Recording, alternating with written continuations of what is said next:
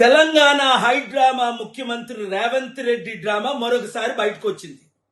మొన్నే కదా అల్లు అర్జున్ సంధ్యా థియేటర్ దగ్గర రేవతి చనిపోవడం చాలా దుర్ఘటన, ఆయనే మర్డర్ చేయించాడని అలాంటి కేసులు ఒక హోమ్ మినిస్టర్గా ముఖ్యమంత్రిగా పెట్టించి ఫోన్ కాల్లు చేయించి ఆయనే అరెస్ట్ చేయించాడని మనం న్యూస్లో చూసాం.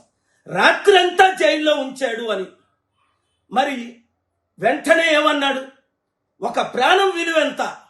అబ్బా తమ్ముడు, మరి నువ్వే కదా అన్నావు మేము బెనిఫిట్ షోలకు పర్మిషన్ ఇవ్వం, టికెట్ల రేట్లు పెంచమన్నావు.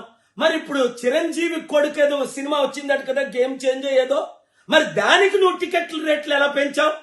బెనిఫిట్ షోలు ఎలాగిచ్చావు? రోజుకి 4 నుంచి 6.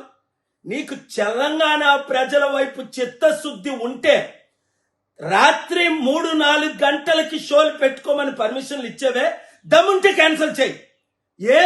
నీకు 100 కోట్లు 1000 కోట్లు డీల్ ఇచ్చారా? ఇప్పుడు ప్రజలు, తెలంగాణ ప్రజలు నీకు కనిపించట్లేదా?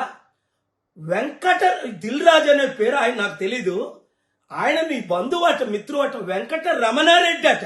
అంటే ఒక రెడ్డి వచ్చి ఈ రెడ్డితో మాట్లాడితే మీరు డీల్స్ చేసుకుంటారా?